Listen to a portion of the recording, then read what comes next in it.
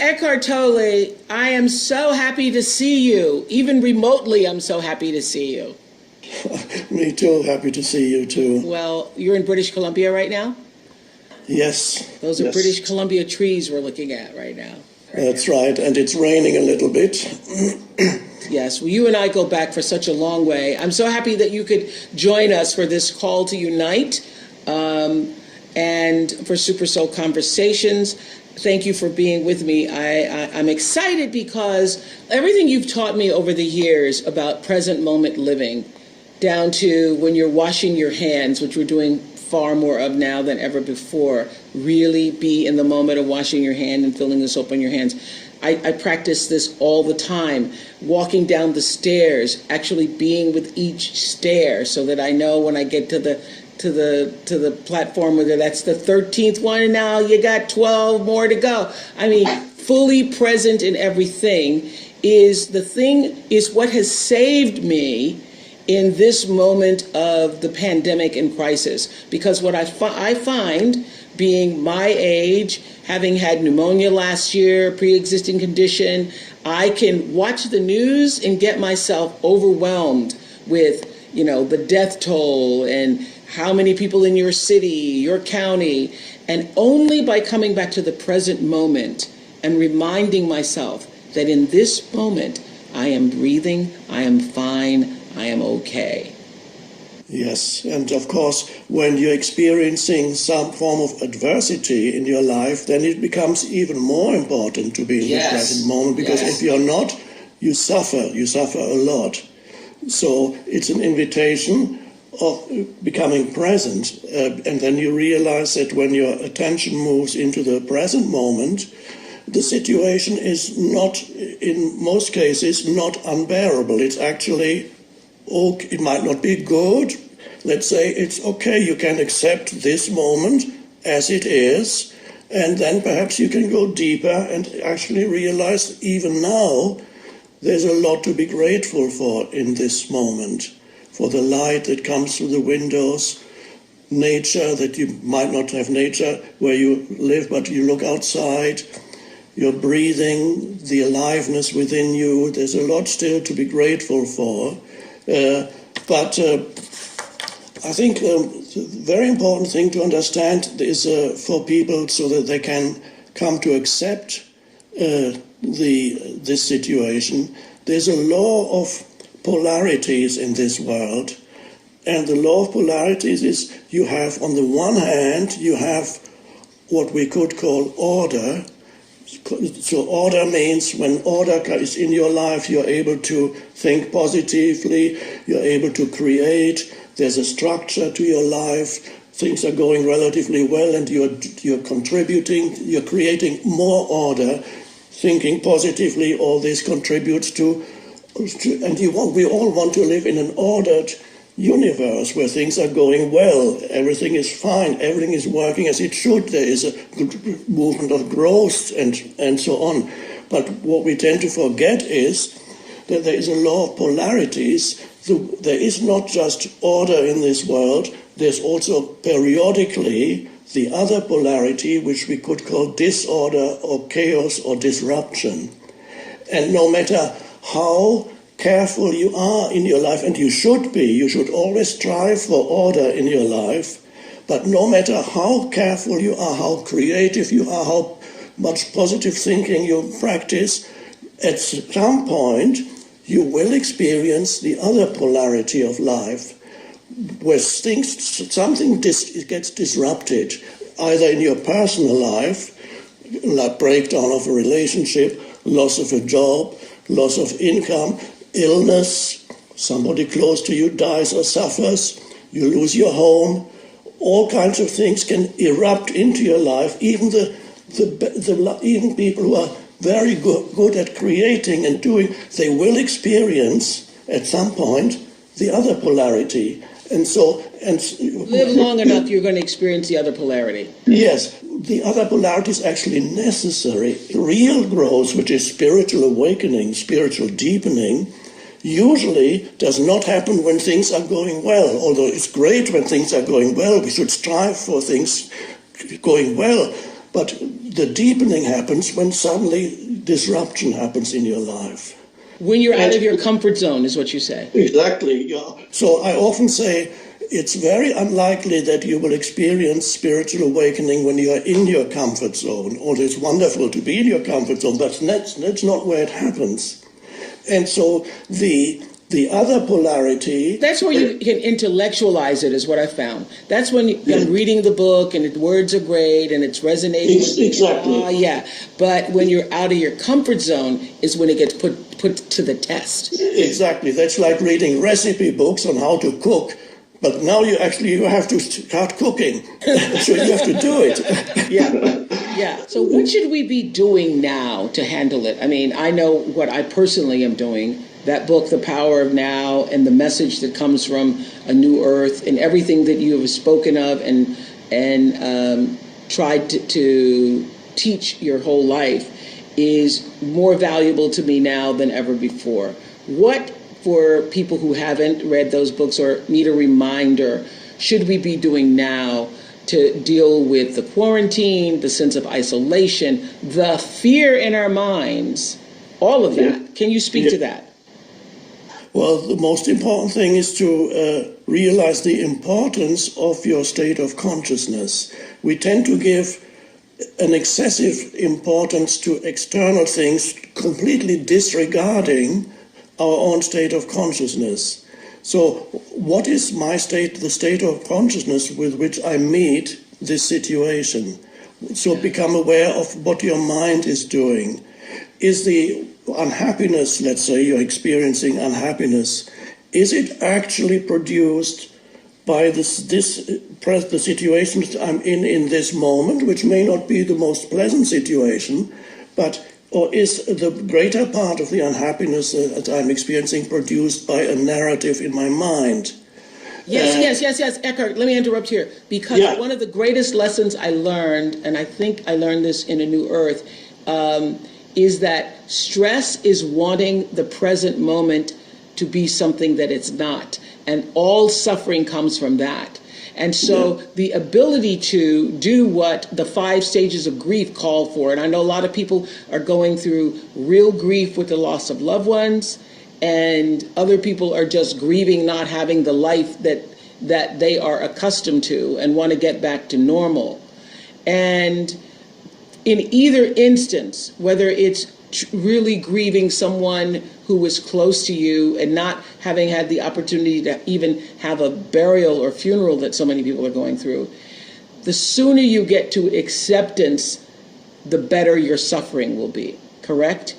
Yes, that's a great lesson to learn when things are not going well in conventional terminology, that you come to accept the present moment as it is. You don't need to accept the totality of a situation, like saying, okay, sometimes people don't understand what real acceptance is. They think, okay, I need to accept that my life is completely fallen apart now, that there's nothing I can do anymore, it's all been completely useless, but I need to accept. Eckhart says I need to accept it. No, that's all you need to accept is this moment. This moment, right now, we are in quarantine. I think a lot of people 6 weeks in are having trouble with that. They want to be out. Accept that we need for this moment to continue to keep ourselves safer at home, and that by going out too early, we not only endanger our own families, you endanger other people's families.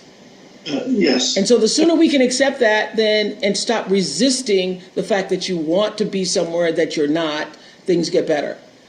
Yes. And also with the acceptance is very significant. Something when you completely accept this moment as it is, which doesn't mean that you cannot take action. You can still take action on the basis of this moment is as it is, but this is what I'm going to do. That's fine. The action can arise out of more intelligent action arises out of acceptance of this present moment than out of rejection of the present moment. Because I think so many people's anxiety is based upon what they're creating in their minds of what could happen, what if. And yes. What you've emphasized over the years is that the only moment you actually have is now. And when you get to that moment where the if could happen, that is the now. Yes, it's always the now. It's always When just the now. the moment the future comes, it's no longer the future, it's the now. There is nothing else but the now. To fully understand that is an awakening. Not just intellectually understand it, but experientially understand what that means, that your life and the now are actually inseparable. Your life is always now. And then you can ask, this moment, is that so terrible?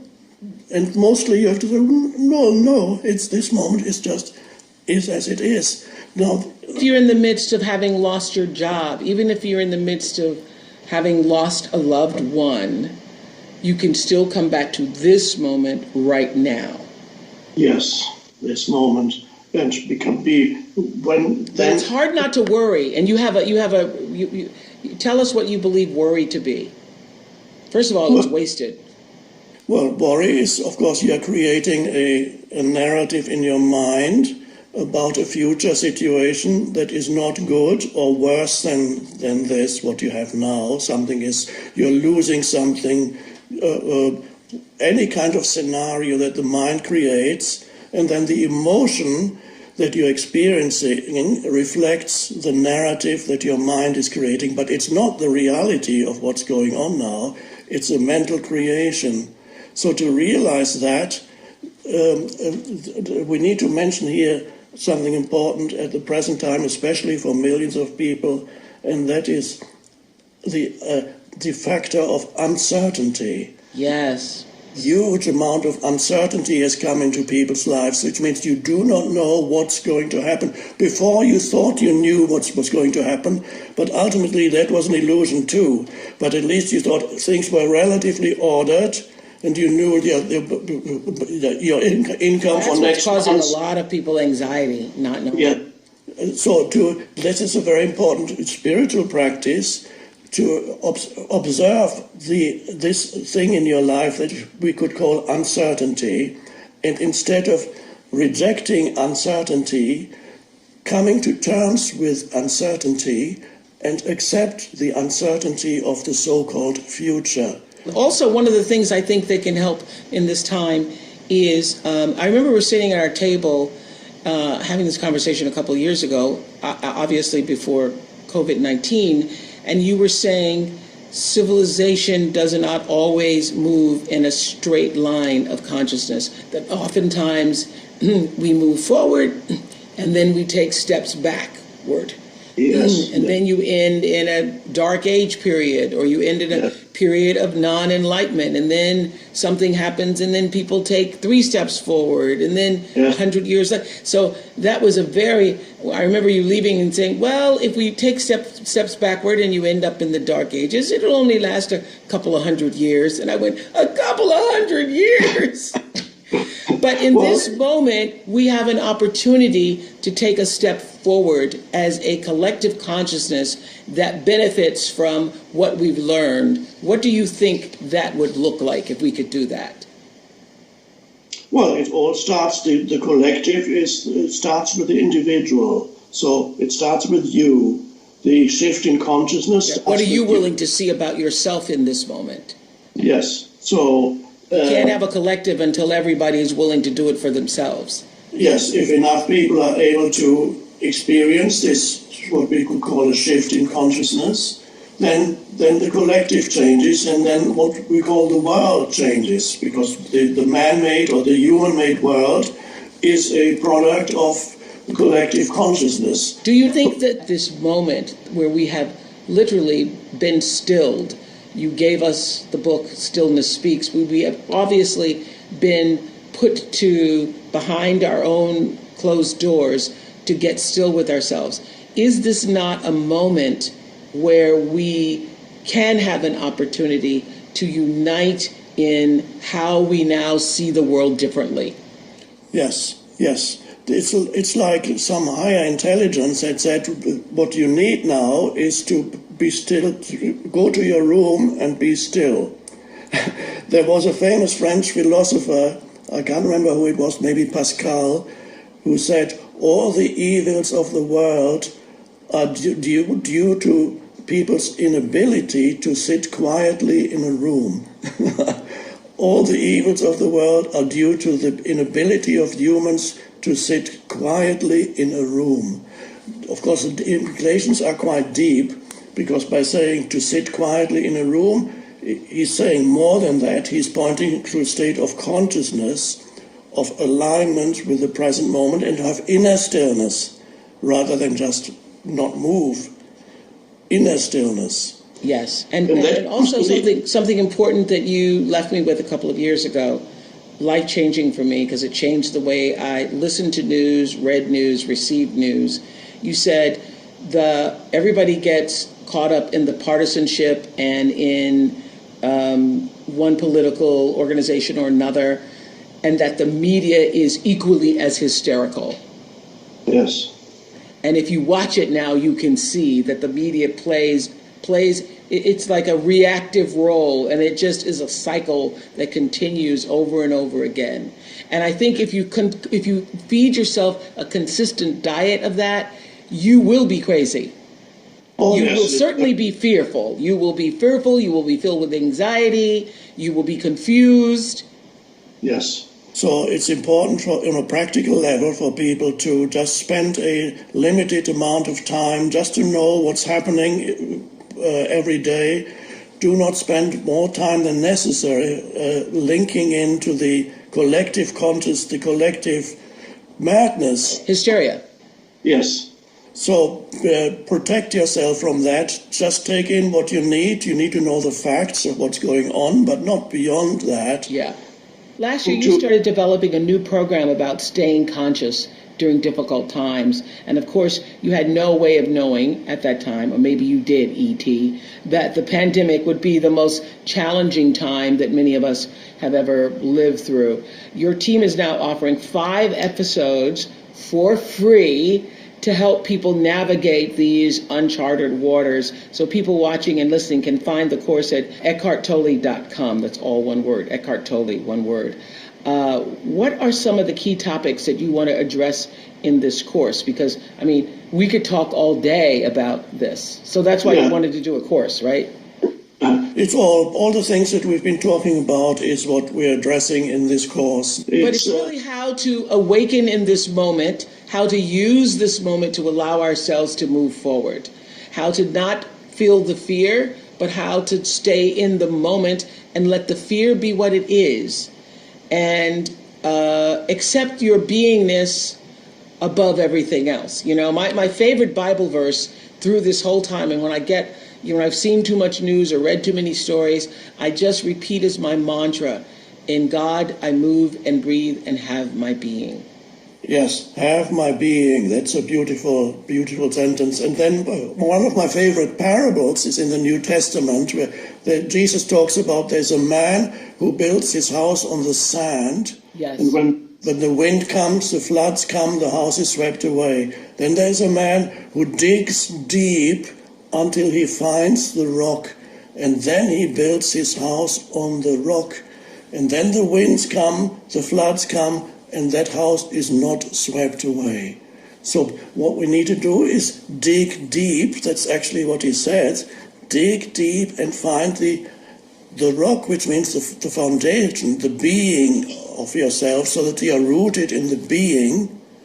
And then when the winds come, as they're coming now, the floods come, the winds beating against the house, and the house stands, which means it doesn't devastate you. You're not devastated anymore. And to some extent, your state of consciousness is no longer dependent on the outside world. You have found the rock, which is the being. If you have a foundation built on rock, and if not, this is the time to be thinking about how do you get yourself out of the sand. Also, something that you speak so poignantly about in A New Earth struck me the other day, actually, when I was getting ready to do an interview, and I was going through my closet, and I was thinking, what does all of this really mean now? All these things mean nothing, really. Yes. All the things that we use to show our status in the world, to say, oh, look who I am. Look what I can have. all of that really, it means nothing. That's right. Yes. Yeah. Yes. So this is a good moment for that. I'm hoping that we all come out of it more united in seeing each other as a part of the whole and looking at ourselves. I always say we need more love in this world, but in real sense, love is to recognize the other as ultimately yourself, because the being of the other is the being of you also. It is the one consciousness expressing itself or appearing in the disguise of many, many forms. Yeah, as another person. As Yes. another person. Well, thank you for being disguised as Eckhart Tolle here today. Thank you. Nice to talk to you. Thank You you. too. Thanks.